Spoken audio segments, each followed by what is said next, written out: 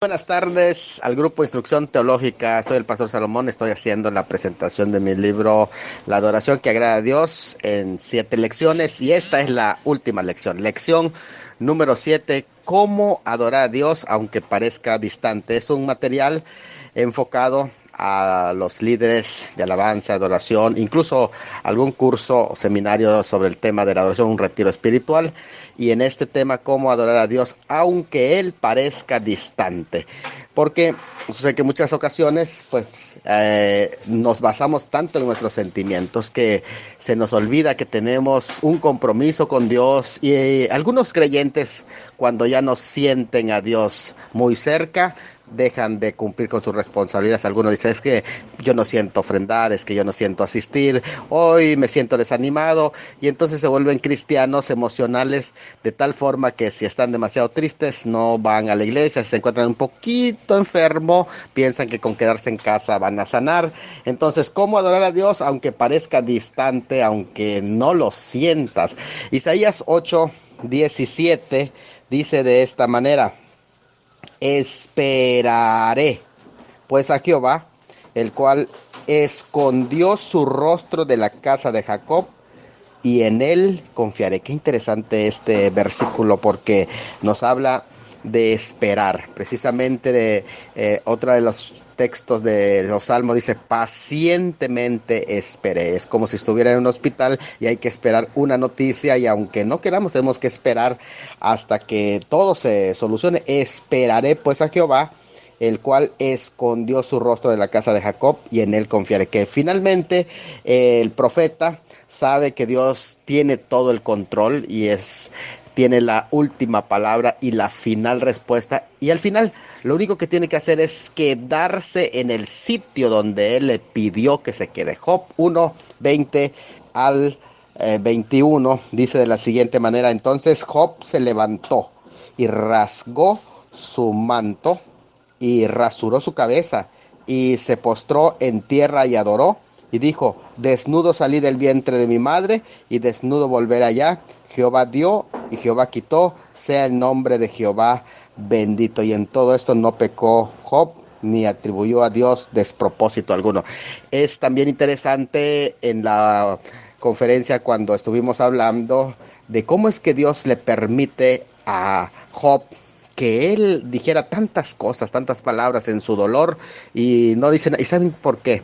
Porque fue su amigo quien se lo dijo de frente. Ahora también él presenta la forma en que tuvo que esperar a que Dios respondiera, y cuando parecía que no había respuesta, y sin embargo él se mantuvo en esa situación de espera.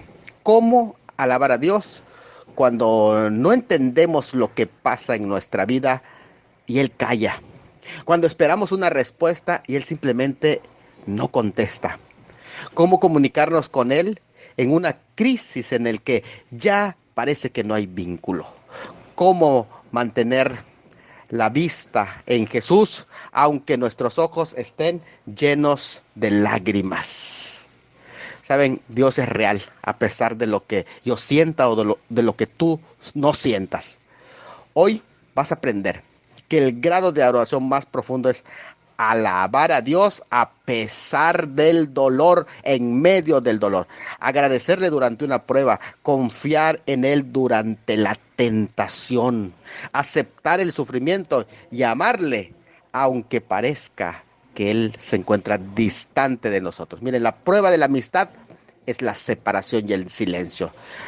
Es decir, cuando una persona está lejos de ti, es cuando empiezas a valorar a esa persona. De igual manera, en el caso de nuestra amistad con Dios, no siempre nos sentiremos cerca. Él siempre va a estar. El problema es nuestra percepción. A veces se nubla nuestros sentimientos y no le sentimos cerca. De hecho, para madurar nuestra amistad, Dios lo pondrá a prueba con periodos de aparente separación. Pero esa aparente separación es de nosotros, en que sentimos que nos olvidó, en que sentimos que nos abandonó.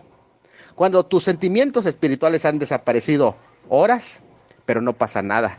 Reprendes al diablo, pero nada cambia. realizas tus ejercicios espirituales con dificultad, que son la oración, el ayuno, la asistencia a la casa de Dios, la lectura de la palabra, la visitación, la visita a los enfermos, entre otros.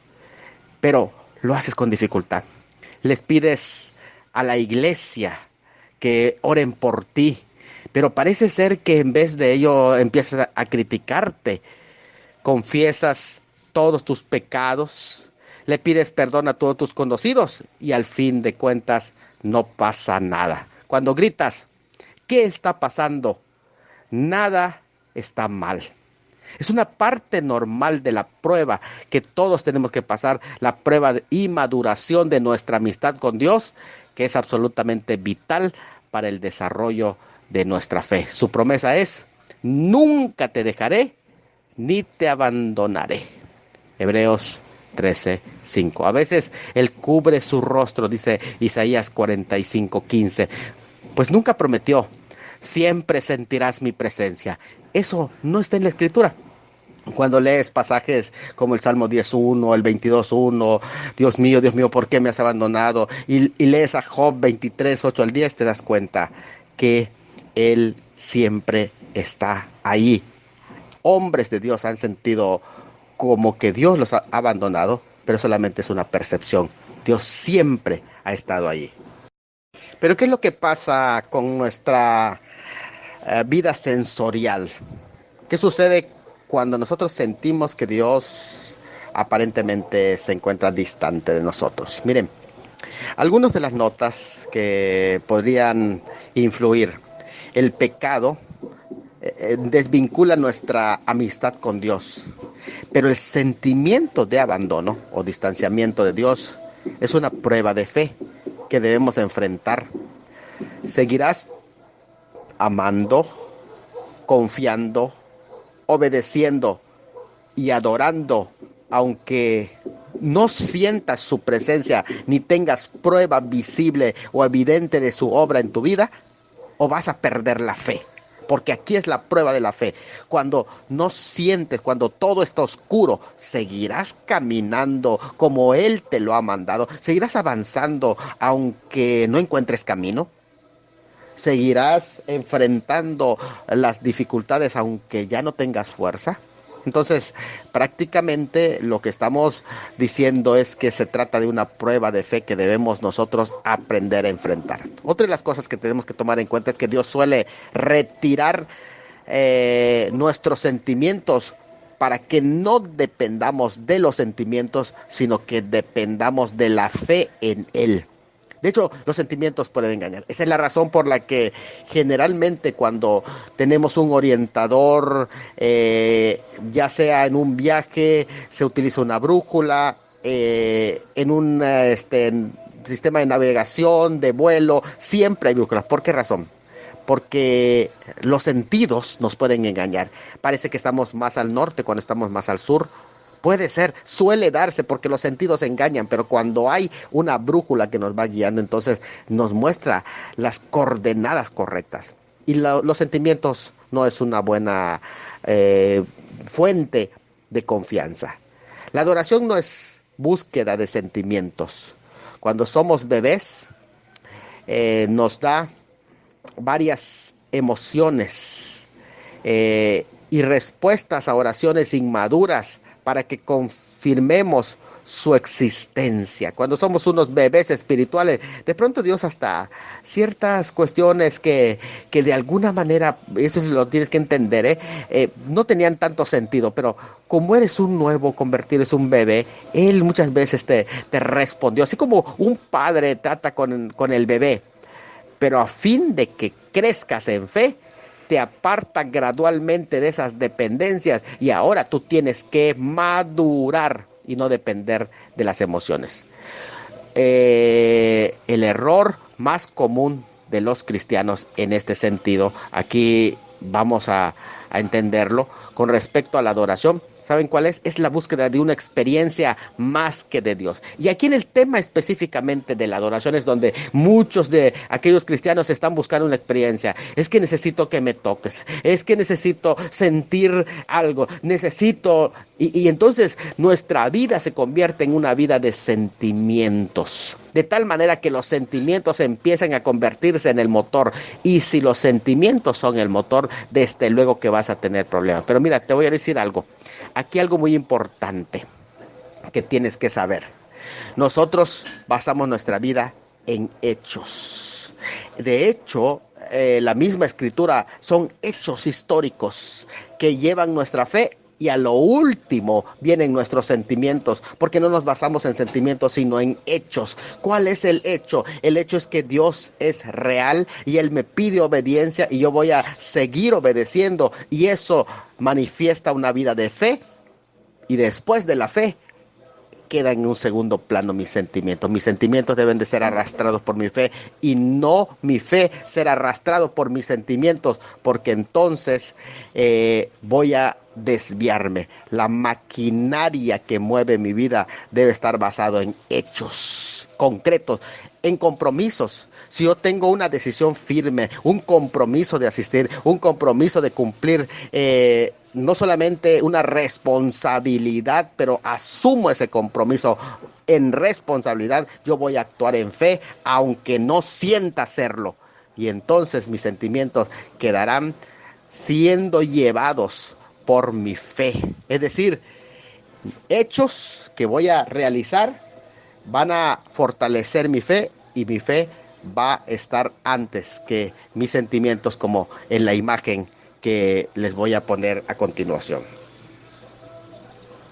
Ahora, otra nota interesante que nosotros tenemos que crecer y entender es la omnipresencia de Dios y la manifestación de su presencia, que son dos cosas distintas. La omnipresencia de Dios y la manifestación de su presencia, entendámosla como dos cosas distintas. Una, la omnipresencia es un hecho. Es un hecho. Dios donde quiera está.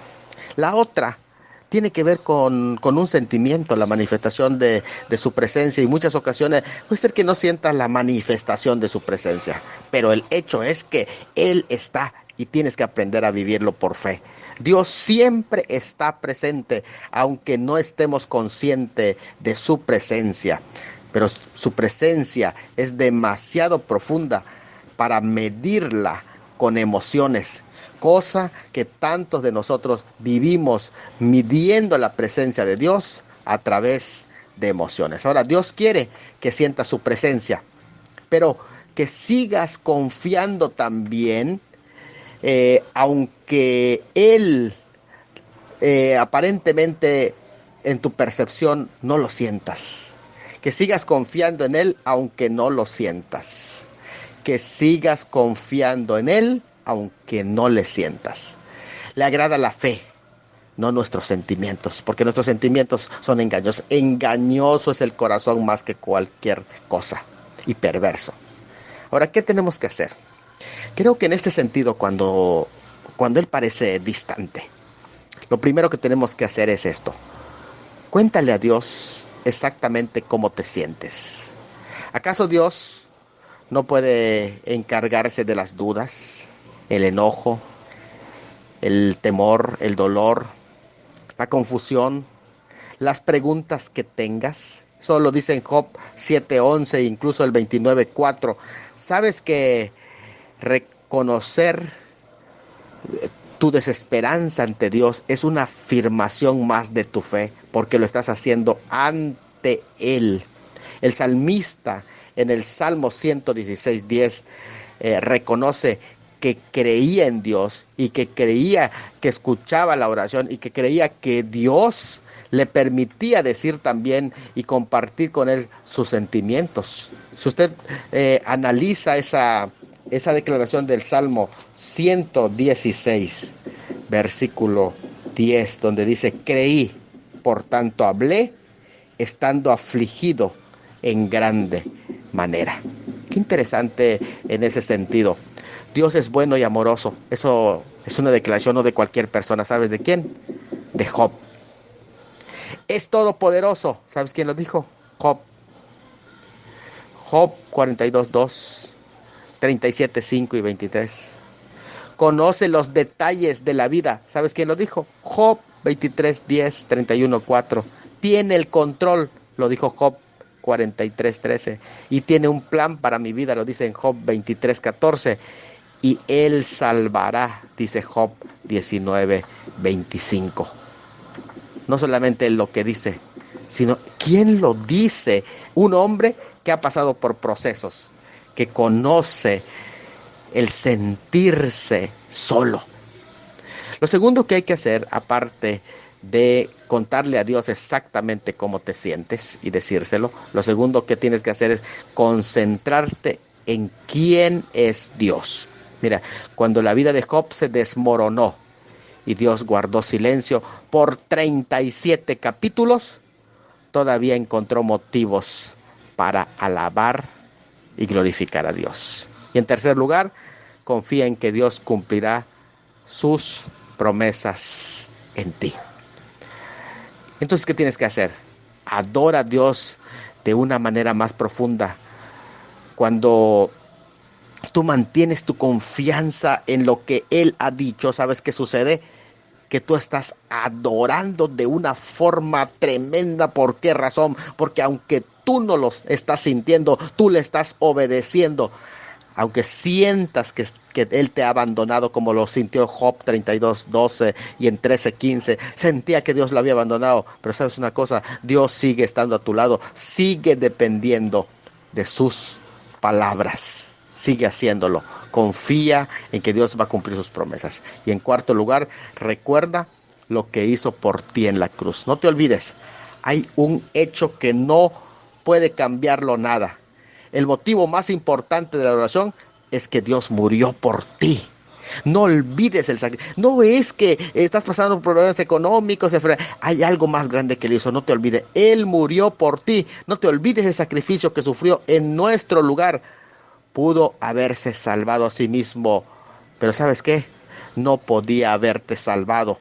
Él pudo descender de la cruz, pero quedarías tú y yo sin salvación. Porque Dios permitió esa situación tan dolorosa, ese proceso, porque Dios permitió ese maltrato tan doloroso sobre la vida de su hijo, y aún la sensación de soledad en su hijo, cuando él mismo dice: Dios mío, ¿por qué me has desamparado? ¿Sabes para qué? Para que no tuvieras que pasar la eternidad en el infierno, sino que disfrutes de su gloria para siempre. Según de Corintios 5:21 dice: Dios estaba con Jesús en ese momento, reconciliando consigo mismo al mundo. Así que cuando Dios parezca distante, acuérdate que su Hijo pasó por ese proceso, pero se mantuvo fiel hasta la muerte y obediente hasta la muerte y muerte de cruz. Que Dios te bendiga. Saludos al grupo Instrucción Teológica, aquí el pastor Salomón de la Cruz, a nuestro hermano Juan Carlos de Venezuela, le mandamos un abrazo. Es un tema muy interesante, sé que no podemos generalizar, vamos a ir contestando uno a uno hasta nuestras posibilidades, nuestras perspectivas. Esto que voy a presentar es una apreciación personal de cada una de las preguntas. Sé que habrán diferentes perspectivas, convicciones y puntos correctos también, porque no podemos descartar todos los comentarios y decir esto es blanco o es negro. En ocasiones hay colores grises, y en este caso tenemos que hablar con mucho cuidado el tema sobre los estilos y los contenidos también. Dice ya profe Salomón, ya que hablamos del tema de adoración con la música de adoración, ¿qué tipo de mensajes se deberían de llevar? Es interesante esa es una pregunta. Desde luego que estamos hablando de un mensaje bíblico y un mensaje evangelístico, un mensaje centrado en Jesucristo. Pero ahí dice una música particular en que me confunde, de Tercer Cielo, que es Yo te extrañaré, y me gusta, pero parece que habla o insta para hablar con los muertos. Bueno, en esto tenemos que tener mucho cuidado porque, por ejemplo, cuando nosotros aprendemos a clasificar la himnología y saber que cada uno de los momentos, incluso los estilos, yo les comentaba en una de las enseñanzas de que a veces tenemos la idea que hemos clasificado entre alabanza, las canciones más rápidas o lo que es estilo de adoración como las más lentas, pero realmente no es una clasificación muy exacta esto. En ese sentido, algunos lo clasifican diferente, alabanza los que hablan de las cosas que Dios hace y en la adoración aquello que Dios es en sí, no importa el estilo o el ritmo muy rápido o lento. Pero hay otros tipos de canciones que a lo mejor habría que ir clasificando para cada ocasión. Por ejemplo, hay canciones que son para lo que es bodas, otras ocasiones para lo que es un 15 años, una presentación de niños. En este caso se está presentando una que tiene que ver con funeral y que trata de las cuestiones de duelo. En este proceso de el que se le conoce como la tanatología, que tiene que ver con el proceso de muerte y la aceptación del dolor, tenemos nosotros que ser muy comprensibles. ¿Por qué razón? Porque no vamos a analizar todo, o sea, desde la perspectiva de racionalista, sino que entender el proceso de duelo que los seres humanos pasan. Y cuando está ese momento de dolor, también tenemos que entenderlos, el desahogo, en el que muchas ocasiones en ese proceso tú no tienes que decir nada, simplemente escuchar el desahogo de las personas, sea correcto o incorrecto, porque al momento no te van a prestar la atención, al momento están pasando un proceso de duelo. Por ejemplo, cuando fallece mi suegra, ponen en el Facebook, al día siguiente mi esposa pone una lectura que dice ya, mamita, te extraño tanto, sé que estás en el cielo, sé que estás con Dios y tú desde allá nos miras, o sea, y empiezan los ataques, estás hablando con los muertos, o sea, hay que ser comprensibles en ese sentido, ¿sí? Saber qué tipos de canciones estamos usando y para qué momentos son. Entonces, si esta canción es una canción de duelo, tienes que entenderlo desde esa perspectiva. Entiendo que posiblemente hay salmos que se pueden entonar, hay canciones que se pueden cantar, pero también hay que entender el lado de dolor de las personas. Simplemente escúchalos porque es un proceso de duelo que ellos están pasando. Entonces me parece que si lo vemos desde esa perspectiva solamente, no vamos a caer en juicios que son, o sea, estamos aplicándole un contexto de alabanza y de culto a algo que es un programa de duelo. Por eso es que generalmente a veces se clasifica, antiguamente más se hacía. Estas son canciones para los que se cantan en duelo o en funerales. Y estas son para este tipo de eventos, cuando haces un evento, por ejemplo, de tipo religioso u otro. Entonces, los temas sí son importantes aplicarlos a la circunstancia, porque es ahí donde se hace pertinente. Entonces, esa es mi perspectiva, que depende qué es lo que estás haciendo y desde qué punto de vista lo estás analizando. Si es un funeral y es un proceso de duelo, no le veo en realidad algo incorrecto. Todos entendemos que están con el Señor y que no nos escuchan, pero es parte natural del proceso de duelo. Saludos y un abrazo. Saludos, hermano Juan Carlos de Venezuela, nuevamente con otra pregunta. ¿Cómo hacemos para identificar la música que es de adoración verdadera? Parece que aquí hay dos cosas diferentes, lo que es la adoración y lo que es la música. Ya habíamos explicado que son dos cosas diferentes, porque la música puede ser utilizado como un medio para el culto, para la adoración, sí es cierto.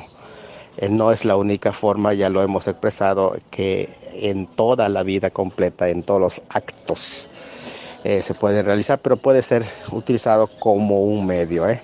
El hecho de que haya música no quiere decir adoración.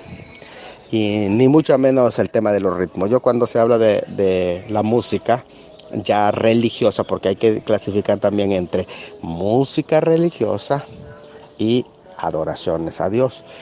Y para mí, el hecho de que sea una música religiosa, es eso, música religiosa. Pero cuando hablamos en realidad de lo que es adoración, tenemos que entender el contenido, más que el estilo. El estilo de música que generalmente lo que refleja es una cuestión cultural. Por ejemplo, en México el tema del mariachi, en otros lugares la música caribeña que es más alegre, más viva, en diferentes estilos que se pueden dar, dependiendo incluso la idiosincrasia, por eso digo que es algo cultural, como también la edad de las personas, eso cuenta muchísimo, la generación, porque cada generación se identifica con un tipo de música y que generalmente si tú te conoces, dicen algunos, todas las letras de la generación de Jesús es porque tú ya estás cerquita de la muerte, ¿no? Es un chiste, pero sí nos da la idea de que muchas ocasiones la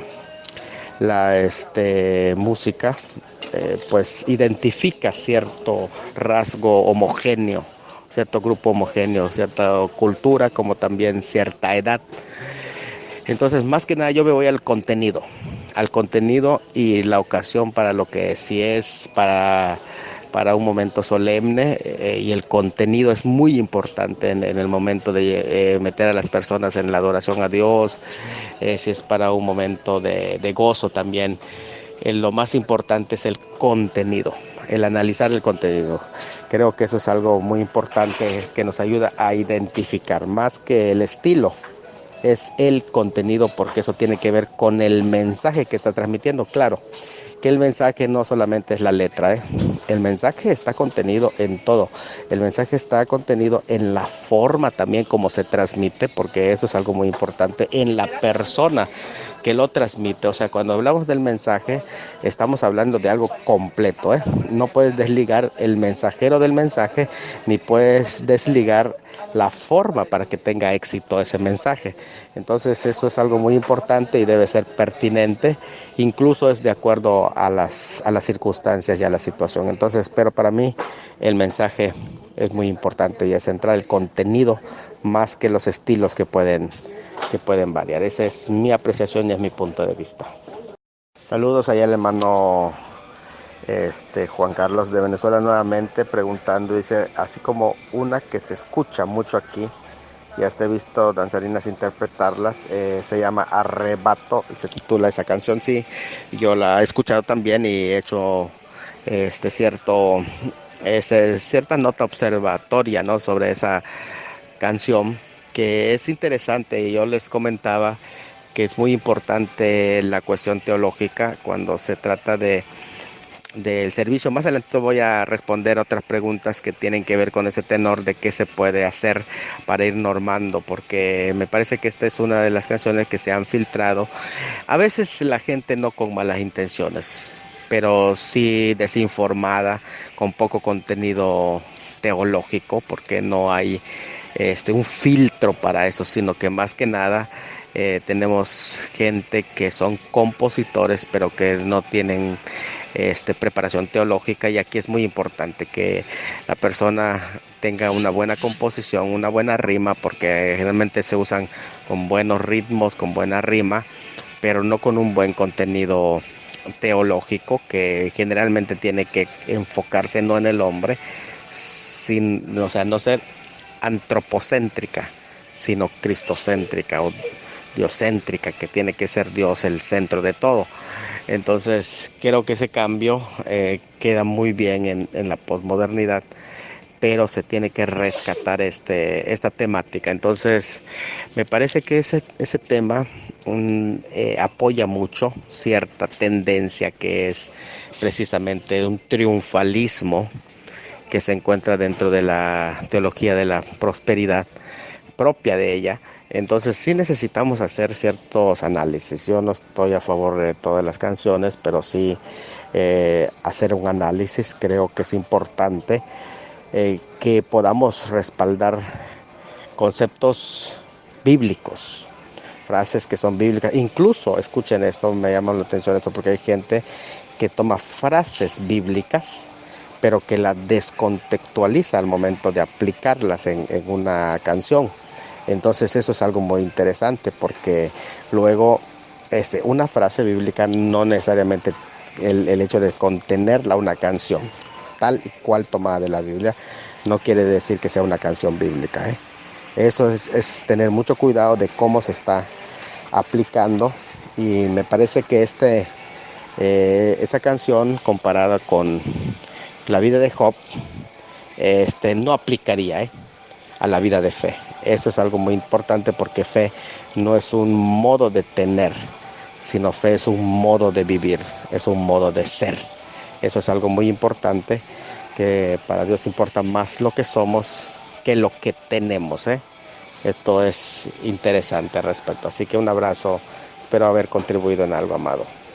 Bueno, saludos hasta Venezuela, hermano Juan Carlos. Dice, dado caso que un servicio, un hermano en plena adoración o plena enseñanza genere una interrupción dando un bostezo ruidoso. Bueno, este es un poquito chistoso, pero es real.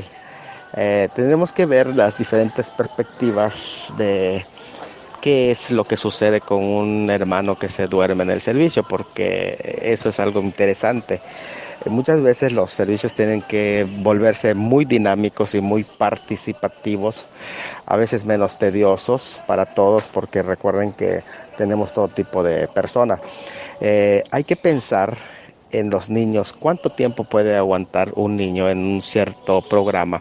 Hay que pensar en los tipos de personas que tenemos en las congregaciones, de sus intereses, porque hay gente que mientras no están activos, generalmente los kinestésicos, ellos necesitan estar activos para poder tener una participación activa en el programa. Entonces a lo mejor nosotros tenemos que involucrar a más gente en los elementos del servicio. O tal vez nuestro programa o es demasiado largo o ya tiende en ser aburridos. Estoy hablando de que un servicio puede ser muy bíblico, pero a veces no es un requisito que sea aburrido como para que se duerman los demás. Eso es una buena señal de que hay algo que no está bien dentro del programa, pero también puede representar una condición física, porque por ejemplo tenemos a veces ancianos que por su condición física, a lo mejor ver el horario en que estamos haciendo los programas, como también gente que por cuestiones de vitaminas, es decir, estamos hablando de su condición física, ¿no? Pero hay gente que en muchas ocasiones no sabemos conducir. Entonces nosotros ser creativos, los que dirigen el servicio tienen que ser creativos en este sentido, porque tanto el que ministra como el que hace que participen dentro del programa, hacer los más, puede ser lúdico, sí, puede ser dinámico. ¿Por qué razón? Porque muchas veces tendemos a acusar a las personas, esos que se vienen a dormir a la iglesia, ¿sabe qué? ¿Para qué vienes? Lárguense de la iglesia, etcétera, ¿no? Tienes que analizar qué está pasando, no sabes si tuvo algún problema en casa, que estuvo desvelado, un proceso de enfermedad que le han diagnosticado, en el que ha estado en insomnio, posiblemente alguien que está pasando una preocupación. Entonces tenemos que ver los elementos en el que no desconectemos a los seres humanos, a las personas, sino mirar con compasión a cada uno de los presentes. Entonces algo tenemos que hacer. A lo mejor ese bostezo representaría un mensaje que transmite de decir, oigan, vamos a hacer una reforma en los procesos que estamos llevando de nuestra liturgia, porque las liturgias pueden cambiarse, o sea, no es algo que no se puede cambiar, primera, segunda parte, tercera parte, o primera, segunda, tercera, cuarta y reversa. No, tenemos nosotros que ser creativos en la manera de organizar un programa, y creo que por allá necesitamos avanzar muchísimo. Esa es mi perspectiva. Le mando saludos, mi amado. Saludos, hermano Juan Carlos, hasta Venezuela. Soy el pastor Salomón. Las preguntas que tú presentas son preguntas, por demás decir que son muy importantes, son centrales en esta temática, las escogiste bien. Una de las preguntas dice allá, ¿qué mensaje debería llevar la música de adoración? ¿Existen reglas? Sí, están las reglas. La gente a veces no las conoce, pero por ejemplo, cuando se habla del culto y de la liturgia del culto, en especial si hablamos de un culto, vamos a decir evangélico, un culto pentecostal, por así decir, tendríamos que tocar Primera de Corintios capítulo 12, capítulo 13 y capítulo 14.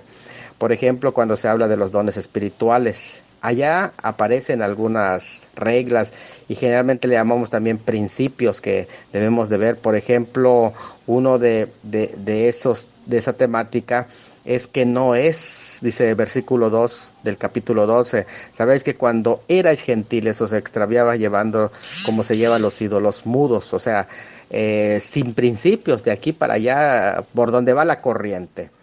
Entonces el 3 dice, por tanto hago saber que nadie que hable por el Espíritu llama a Jesús anatema, y nadie puede llamar a Jesús Señor sino por el Espíritu Santo. Entonces la alabanza en el Espíritu tiene que enfocarse en Jesús como Señor, y no puede haber blasfemas en contra de Jesús en ese sentido.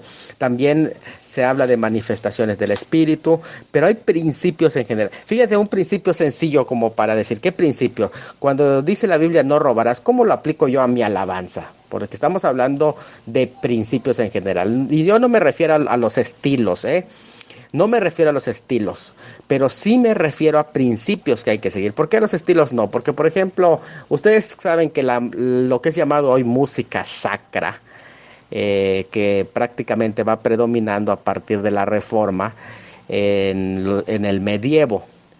Era para ese tiempo meterlo en las iglesias como una blasfemia, porque eran música que se tocaba en los lugares de las cantinas donde están los borrachos. Hoy se llama música sacra, es la música más lenta y casi se oye como instrumental.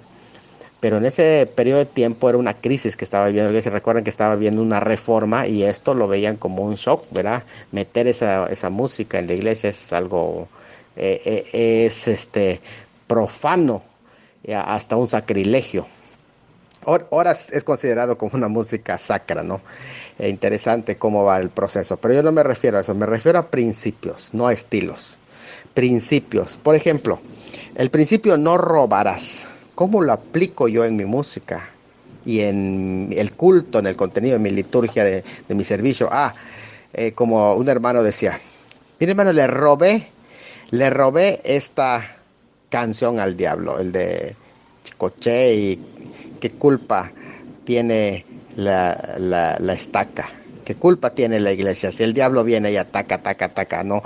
Entonces, le robé una canción al diablo. O sea, cambian las canciones y le quitan las letras. Y primero, eso no son principios bíblicos honestos.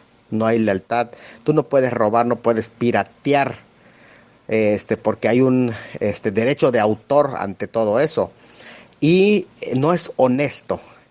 Tampoco es ético esa acción. Entonces no puedes decir que es una alabanza que le dé culto a Dios. Por eso es importante que todos los principios, o sea, una alabanza, verla desde varias perspectivas, y debe existir un filtro. Creo que necesariamente tiene que haber un filtro en el que alguien, escuchen bien esto, alguien tiene que ser responsable de los programas, del culto, incluso hasta de las canciones que se entonan. Alguien tiene que ser responsable dentro del culto que se le rinde a Dios, porque tiene que haber un parámetro. Dice que si no existen reglas, sí existen, están en la escritura, pero en muchas ocasiones no las aplicamos, simplemente nos vamos más por el gusto que por el contenido sólido del mensaje de las alabanzas. Y a veces somos tan efímeros que criticamos los estilos en lugar de criticar el contenido que realmente es el que importa. Y desde luego estamos hablando de principios que se deben de seguir en un servicio. ¿Por qué sí y por qué no? Entonces, dice allá el 2, ¿cómo si realmente es una adoración. Hay dos elementos que debe contener las adoraciones, el culto. Por eso algunos dicen esta canción, y es verdad porque son canciones, a excepción cuando son alabanzas o culto a Dios. ¿Por qué? Porque tienen dos cosas. Número uno, hablan de quién es Dios. Y número dos, y quién es Dios bien identificado, no queda al azar, no queda indefinido, sino que es directamente, se dice quién es Dios, y en segundo lugar, qué es lo que Él hizo o que Él hace por nosotros. Son dos cosas, quién es Dios y qué hace por nosotros. Eso debe ser el contenido del culto, de las canciones que se le dan, del culto, de la liturgia, de las alabanzas que se le dan a Dios. Deben de decir quién es Dios y qué es lo que hizo por nosotros. Centrarlo en la persona de Dios. Eso es algo muy importante. Bueno, saludos Juan Carlos. La última pregunta que tú planteas allá me parece también muy interesante. Si se genera una distracción, cualquier distracción en pleno programa, ¿verdad? ¿Qué se puede hacer? Porque hay muchas distracciones. Por ejemplo, de pronto tipos de distracciones como un borrachito, las distracciones típicas que son las del sonido, ¿no? Cuando el ruido del micrófono, los cables atravesados, porque también eso es una distracción de imagen, mentales. Distracciones que tienen que ver con el arreglo del lugar, distracciones que tienen que ver también incluso con el vestuario de las personas que están adecuado, de las personas que dirigen el programa, distracciones como del lenguaje adecuado, distracciones diferentes que puedan haber. Sí, pueden haber, pero aquí es importante el tema de la organización. Alguien tiene que hacerse responsable de lo que es las diferentes áreas en el programa. Uno no puede ser el responsable de todo. Tiene que existir responsabilidades por áreas. Por ejemplo, en el caso de hasta qué punto el orden de los sugieres, Jesús sería un buen tema, que en otra ocasión voy a compartir. Me gustaría compartir el tema del orden en el culto dirigido por los sugieres, pero también hay responsabilidades con el equipo de sonido. ¿Quién se va a hacer responsable para que se mantenga un orden y que cables no estén atravesados, para que antes del servicio sea una buena ecualización de calidad? Alguien tiene que ser responsable si entra un borrachito. ¿Quién es el responsable para acomodar? Alguien tiene que, para proporcionar información. Entonces es importante esto de las responsabilidades diferentes. ¿Quién es el responsable de filtrar las alabanzas, de supervisar las alabanzas que se van a compartir? Entonces todo esto es algo muy importante porque me parece que la calidad de lo que se va a ofrecer a Dios debe de ser fuerte. Incluso quién va a trabajar en lo que es imágenes, videos, quién va a trabajar en sonorización, quién va a trabajar en arreglo de la casa de Dios. Cada uno tiene que haber personas responsables en las diferentes áreas. Yo estoy de acuerdo. Entonces, ¿para qué? Para que el menor número de distracción pueda darse. Así que me parece que activar líderes dentro de las iglesias que vean ese tipo de orden, eso es algo muy, pero muy importante. Por eso dice 1 Corintios 14, pero hágase todo decentemente y con orden. Esto es algo muy importante. Saludos y un abrazo. Dios te bendiga, mi hermano Benjamín Ornelas. Saludos hasta Cancún. Fue una bendición poder convivir contigo estos momentos que estuvimos allá. La pasamos muy bien.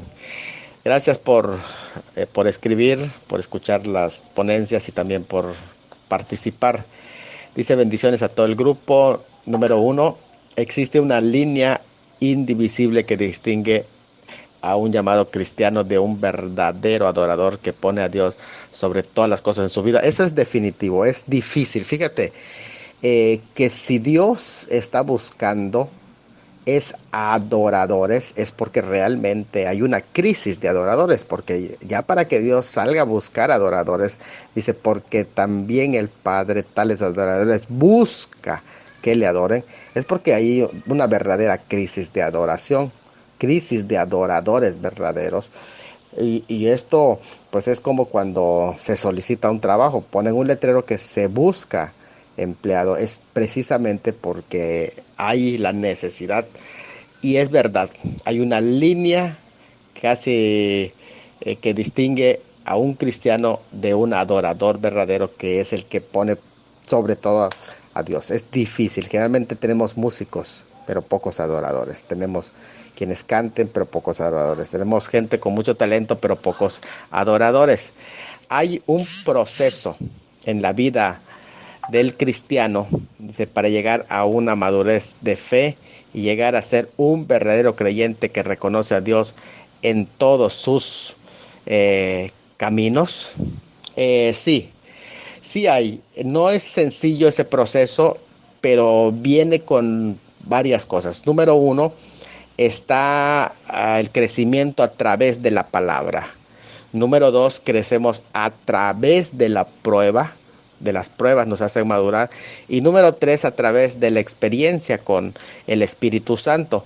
Cuando nosotros pasamos por esas tres experiencias, son procesos en la escuela de maduración de Dios. La palabra, la experiencia duras que vienen a nuestra vida y el Espíritu Santo que va trabajando en nosotros. Tres procesos en nuestro crecimiento que nos van a llevar a la madurez y que nos van a hacer crecer como verdaderos adoradores. Tercero, la adoración en el culto de la congregación debería ser una forma de unificar a la congregación o es una forma de proyectar talentos. Esa es una pregunta súper interesante. ¿Por qué razón? Porque aquí tenemos que tomar una decisión. No podemos unificar a todos en el sentido de que a todos les gusten los mismos estilos. Eso definitivamente tenemos que entender que los estilos tienen que ver con gustos. Y hay tantos estilos como gustos pueden existir. Pero lo que hay que hacer tampoco que se convierta en un hervidero de talentos donde cada uno quiera hacer sobresalir su yo. Por eso decía que es una pregunta muy importante. Pero más que nada, que no se pierda el sentido del porqué. No estoy tampoco en contra de que se le asigne un salario, un sueldo al músico. Es algo muy bueno, deben de tener cierta honra cuando se puede hacer, que se haga, que se le motive, pero que no sea la razón por la que está tocando, sino que no pierda el enfoque del culto y de la adoración que va a rendir a su Dios. Saludos, Dios te bendiga, mi hermano Benjamín. Dios te bendiga, Milton. Saludos desde Cozumel. Me parece muy interesante tu pregunta. Sé que aquí es un punto de opinión personal. Dice, pastor, una pregunta, ¿qué opinión tiene? Usted está preguntando mi opinión personal sobre la música de cantantes como Redimidos y otros artistas que tienen música cristiana de estilo rap. Aunque una cosa me gustaría advertir: no englobo a todos los cantantes en la misma, aunque pertenezcan a un mismo estilo. Creo que cada grupo y cada persona se le guisa aparte y más que nada, en lugar de hacer una respuesta generalizada para todos, a veces trato de dar respuestas muy particulares, de opiniones particulares como de canciones particulares. En este caso, sin embargo, está hablando de un estilo de música de rap. Dice, encajaría bien el pasaje de Pablo de que me dice judío para ganar a los judíos y me dice griego para ganar a los griegos. ¿Cuál es su opinión? Bueno, me gustaría leer primero el pasaje, ¿no? 1 Corintios 9. Dice allá el 16 en adelante. Pues si anuncio el evangelio no tengo por qué gloriarme, porque me es impuesta necesidad. Y ay de mí si no anunciar el evangelio. Por lo cual, si lo hago de buena voluntad, recompensa tendré. Pero si de mala voluntad, la comisión me ha sido encomendada. ¿Cuál pues es mi galardón? Que predicando el Evangelio, presente gratuitamente el Evangelio de Cristo para no abusar de mi derecho en el Evangelio, por lo cual, siendo libre de todos, me he hecho siervo de todos para ganar a mayor número. Es interesante esto, ¿eh?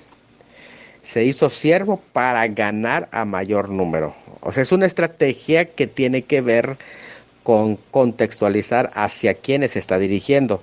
Me he hecho a los judíos como judío para ganar a los judíos, a los que están sujetos a la ley, aunque yo no esté sujeto a la ley, como sujeto a la ley, para ganar a los que están sujetos a la ley, y a los que están sin ley, como si yo estuviera sin ley, no estando yo sin ley de Dios, sino bajo la ley de Cristo, para ganar a los que están sin ley.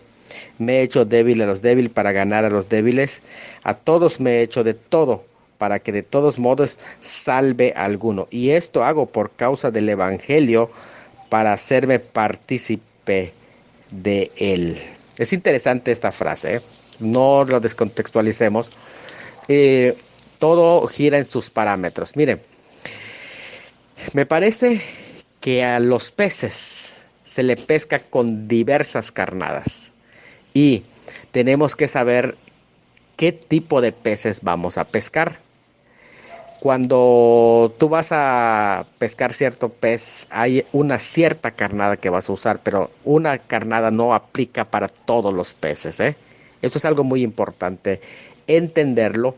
Cuando se habla de contextualizar, no se habla de violar los límites que Dios pone, porque hay ciertos parámetros en donde no podemos caer, pero sí cambiar de carnada. Si yo vengo cantando rap en una congregación de ancianitos que prefieren más una música de mambo, que prefieren más una música de su época, que prefieren más tal vez una música de gospel, como las de Jimmy Swaggart, que estaban hablando de la música de gospel, ¿no? Interesante. Si, si usted prefiere esa música, es que ya está llegando a, ya es un símbolo de que está viejito, hermano. No, mira, no puedes hacer esto. Sería ser poco inteligente.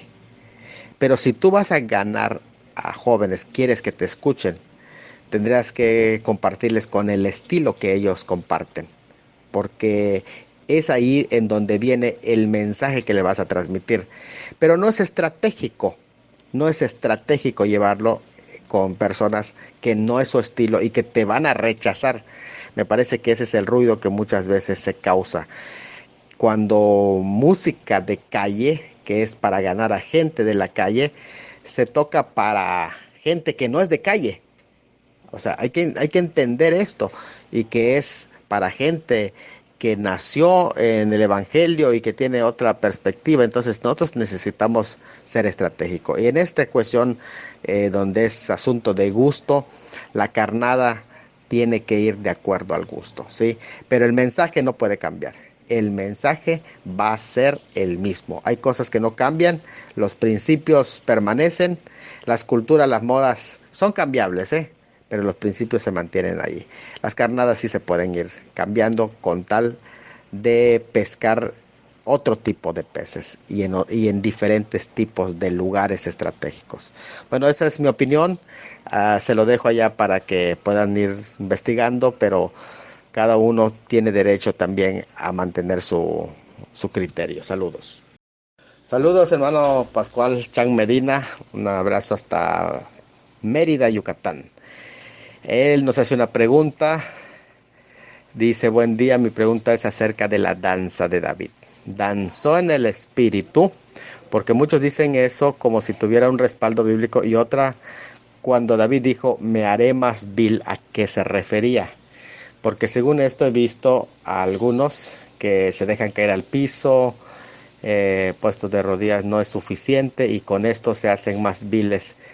Dice, saludos desde Yucatán, soy Pascual Chang Medina. Es interesante esto, que hay que responder correctamente, igual en el culto, ¿verdad? Miren, en primer lugar, tenemos que entender que la danza que David expresa es una danza cultural. Es muy importante saber que la danza dentro del contexto sálmico, porque cuando tú ves la danza en las escrituras, en los salmos, estás refiriéndote a un aspecto cultural, que no necesariamente tiene que ser malo, sino que estamos hablando de un elemento más folclórico. Cuando hablamos de elemento folclórico, estamos hablando precisamente de algo que tiene que ver con la cultura.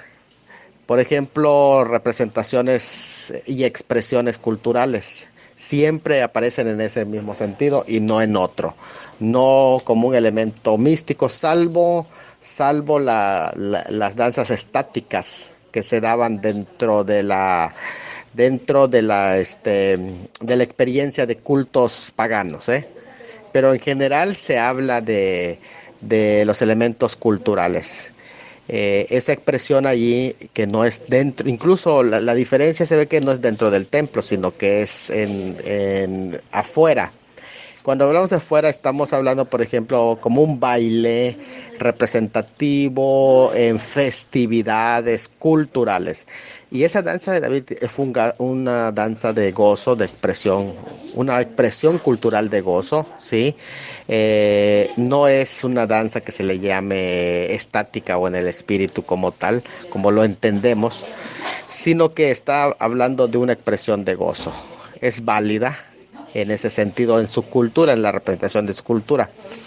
Cuando él dice me haré más vil, es porque él quita sus vestiduras reales, que eso es interesante, también simbólico, muy interesante. Se desnuda, se despoja de sus vestiduras reales y se hace vil delante de todos. O sea, hace lo que hace un siervo y expresa, o sea, él se pone como uno más en el culto a Dios.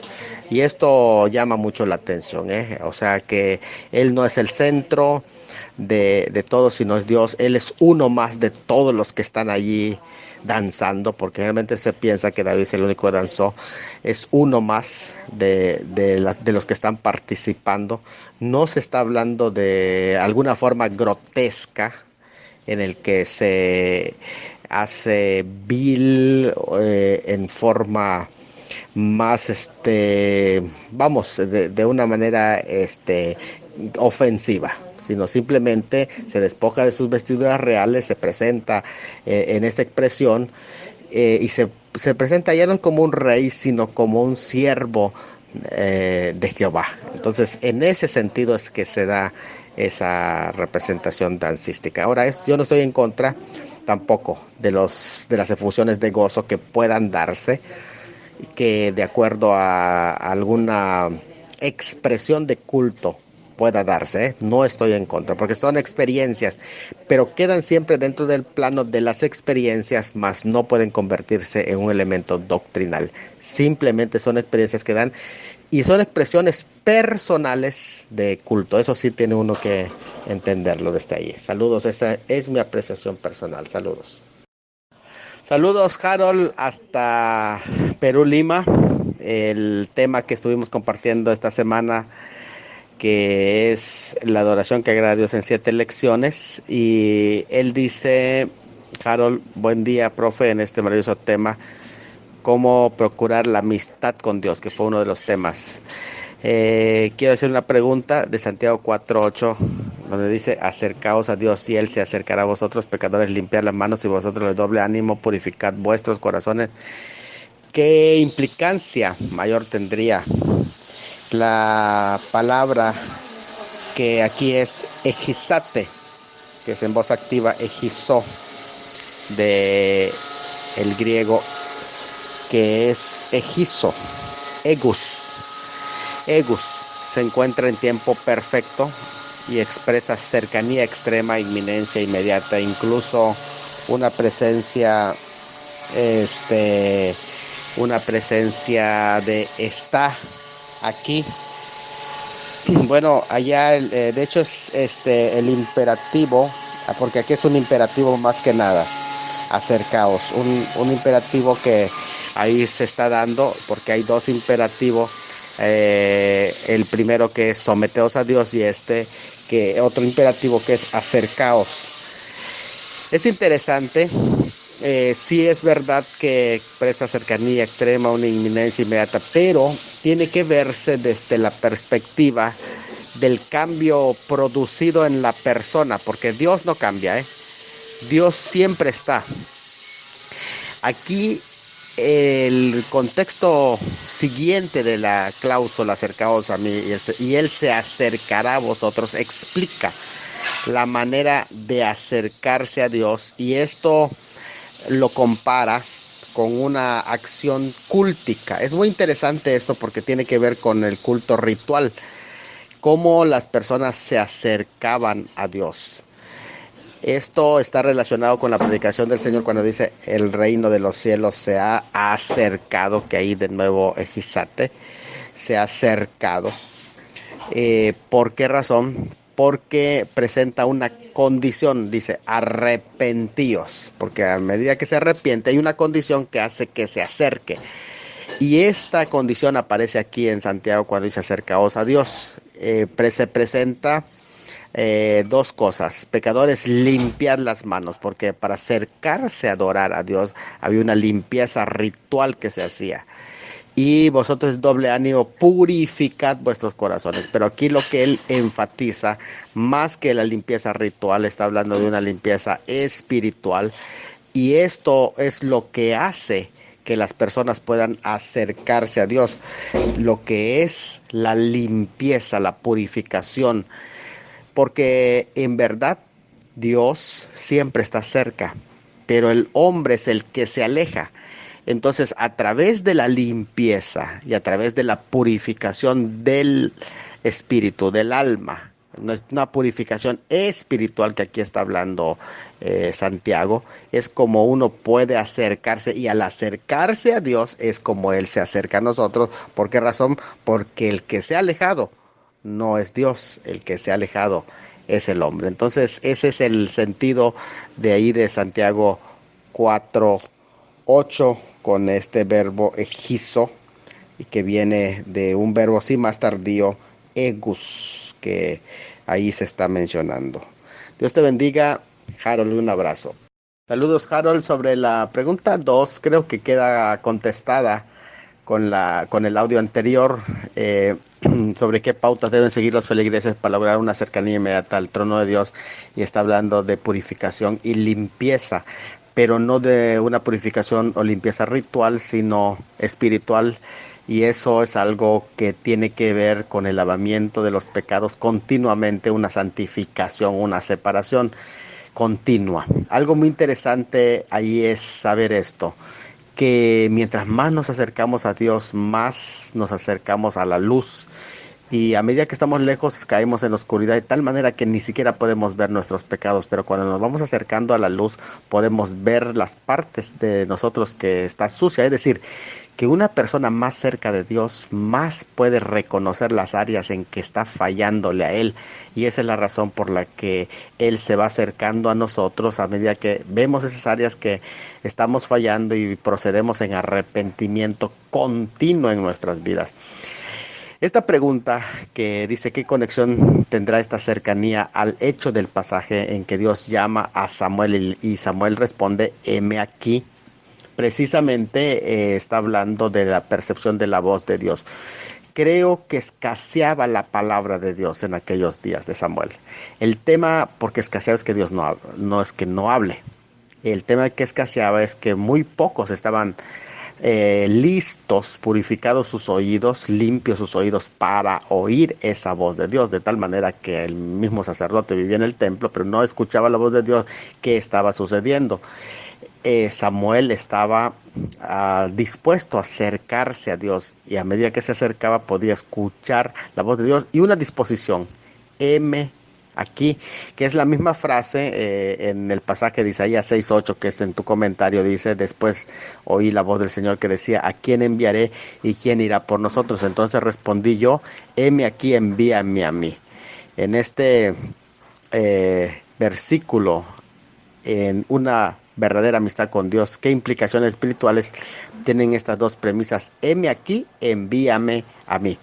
Bueno, creo que esa última pregunta también, en lo personal, lo veo como muy interesante por el hecho de que ahí hay una preparación para el servicio y habla de la purificación de labios. De hecho, cuando él en la visión ve al Señor Jehová alto y sublime sentado en un trono, alto y sublime, dice que él dijo, siendo yo hombre voy a morir, siendo yo un hombre de labios inmundos y viviendo en un pueblo de labios inmundos. Entonces del altar se tomó carbón encendido, es decir, ardiente, y pegó sus labios y eso vino a purificar sus labios. Y por esa purificación que vino ya alistó a Isaías para poder ir y predicar. Y de hecho de una voz salió una voz que decía, ¿a quién enviará y quién irá por nosotros? Qué interesante ese término, ¿y quién irá por nosotros? Eso dijo el Señor. Entonces allí vemos que ese proceso de purificación, después de ese proceso de purificación, Él dijo, heme aquí, envíame a mí. Y en una forma de disposición, al igual que Samuel, pero en una disposición personalizada, porque podemos, muchas veces lo usamos para aplicar cuando no estamos dispuestos, cuando queremos que otros hagan la obra, cuando Dios nos ha hablado a nosotros y Él quiere que nosotros seamos los que hagamos la obra y no otros, sino nosotros, porque a nosotros nos pasó por el proceso, porque a nosotros nos purificó los labios. Heme aquí, envíalo a Él, decimos. O sea, cuando nos acobardamos y queremos que otros hagan la labor que nos corresponde hacer, pero cuando dice, heme aquí, o sea, aquí estoy dispuesto y yo voy a hacer esa obra que tú me has enviado. O sea, estoy listo, estoy preparado para hacer la comisión. En el proceso de purificación, ya pasé por ese proceso de purificación y tú estás buscando a alguien que se pare en la brecha, tú estás buscando a alguien que haga esta labor, yo ya estoy listo. O sea, porque generalmente somos buenos para ver la necesidad, porque Dios te muestra la necesidad, pero no queremos suplir necesidad. Mira, cuando Dios te muestra una necesidad en la iglesia, en la obra de Dios, también te da la capacidad y los recursos para suplir esa necesidad. No lo olvides, te purifica, y cuando dice, ¿a quién enviaré y quién irá por nosotros? La respuesta correcta es, heme aquí, es decir, aquí estoy y envíame a mí. Dos cosas menciona ya. Heme aquí es, aquí estoy en tu presencia, y envíame a mí, yo estoy dispuesto a servir. Son dos cosas interesantes al respecto. Bueno, ese es mi comentario que le dejo allá, Harold. Espero que haya sido de bendición. Muy buenas noches, mi hermano Luis Manuel García. Te mando un saludo. Soy el pastor Salomón y quiero dar un comentario a tu pregunta. Dice, pastor, aquí en mi iglesia ponen alabanzas con mucha algarabia, y le dije al pastor, de acuerdo a esas alabanzas, y dice que hay que innovarse, que las músicas viejas ya no hay que escucharlas, ponen una que la verdad dicen que no tan de adoración. Bueno, aquí quiero hacer algunos comentarios propios, digo particulares, es mi perspectiva, mi apreciación. Creo que cada iglesia tiene su propio ambiente. Ninguna iglesia es igual, porque cada iglesia tiene un enfoque, tiene un grupo específico de personas a alcanzar, y eso muchas veces también determina su estilo. La diversidad de iglesias habla precisamente de la riqueza del pueblo evangélico. Sin embargo, también tenemos que entender que hay limitaciones, en el sentido de que todo tiene sus límites. Me parece que cuando se atacan las alabanzas nuevas o las alabanzas viejas, se debe de atacar en base a algún tipo de fundamento, porque hay que conocer las épocas. Miren, Todos aquellos que conocemos historia de la iglesia, sabemos que la iglesia a partir de la Reforma y después de la Reforma entra en un periodo, después que acaba con la Guerra de Westfalia, entra en un periodo en el que van surgiendo, se llama la época de la iglesia en la modernidad. No le digo la iglesia moderna, sino la iglesia en la modernidad. En ese periodo de la modernidad, de los grandes descubrimientos de la revolución, de revoluciones industriales, hasta llegar hoy la cuarta revolución, miren, se fue dando un rescate en este periodo que, según mi percepción, termina un poquito antes de darse el Segundo Concilio Vaticano, que tuvo un propósito de continuidad como un movimiento anti o contrarreforma. Es un seguimiento de la reforma en otra dimensión, que es la infiltración. Pero en el periodo de la iglesia moderna, en la modernidad, surgieron grandes compositores cristianos. Ustedes lleguen a estudiar lo que se llama la historia de los himnos cristianos, que es una de las tareas de investigaciones interesantes. Busquen en los compositores de los himnos cristianos de la época hasta llegar la época del Concilio Vaticano II, que es prácticamente después de la Guerra de los 6 días, cuando, según mi perspectiva, acaba el periodo de la iglesia en la modernidad. Miren, en esta época se levantaron grandes compositores de alabanzas muy centradas, muy bíblicas, muy rescatables.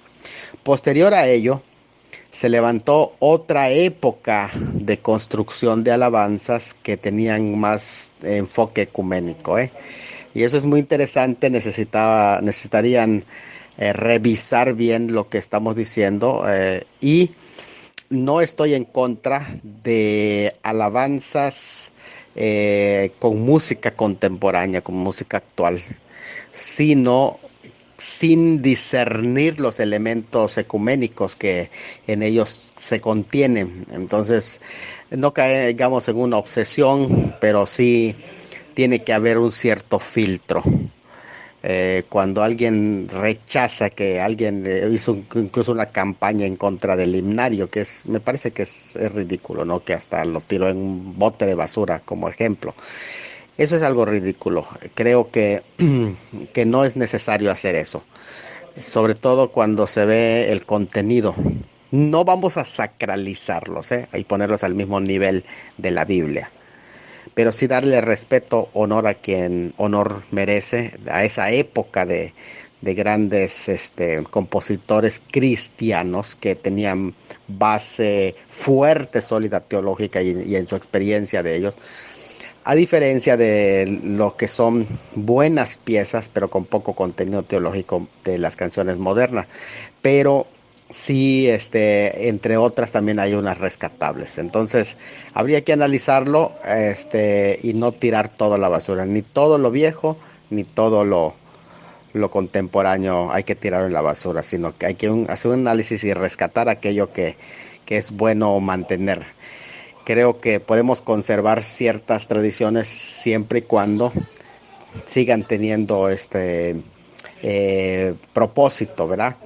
Entonces hay que ser conservadores de ciertos principios, no de estructuras, pero sí de ciertos principios, como también de algunas de las cosas que son parte de nuestra historia y que no tenemos por qué patear la cuna que nos vio nacer, porque también cuidado de en qué momento vayamos a dejar de ser evangélicos. Eso es muy interesante, esa